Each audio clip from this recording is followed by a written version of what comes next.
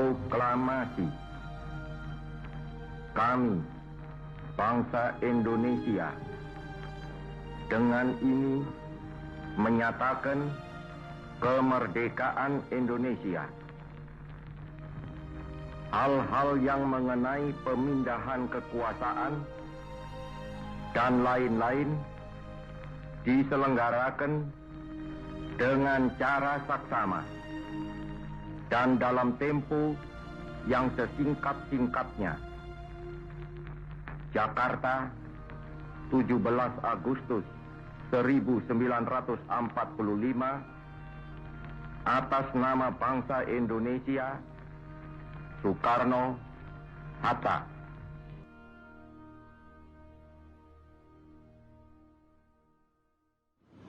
Indonesia adalah negara yang kaya akan keberagaman.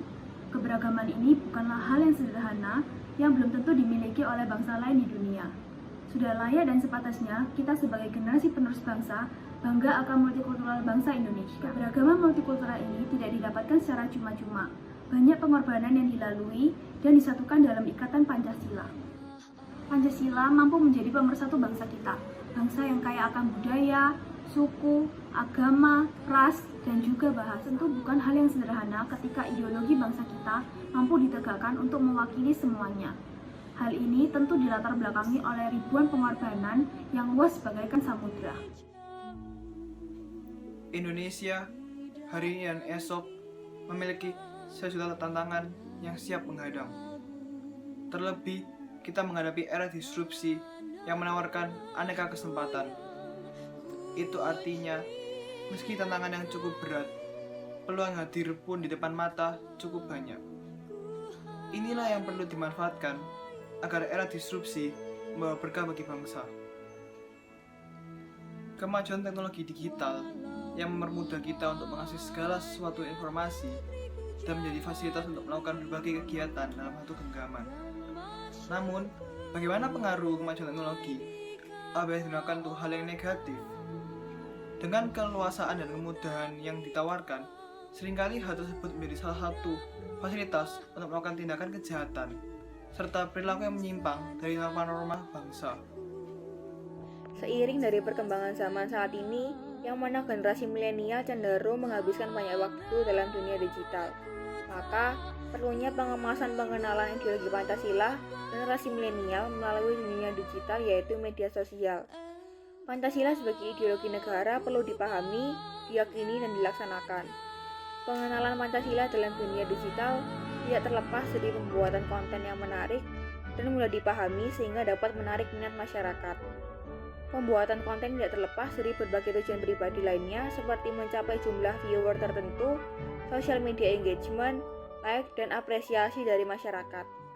Seringkali hal tersebut menjadi langkah awal dalam melakukan penyimpangan.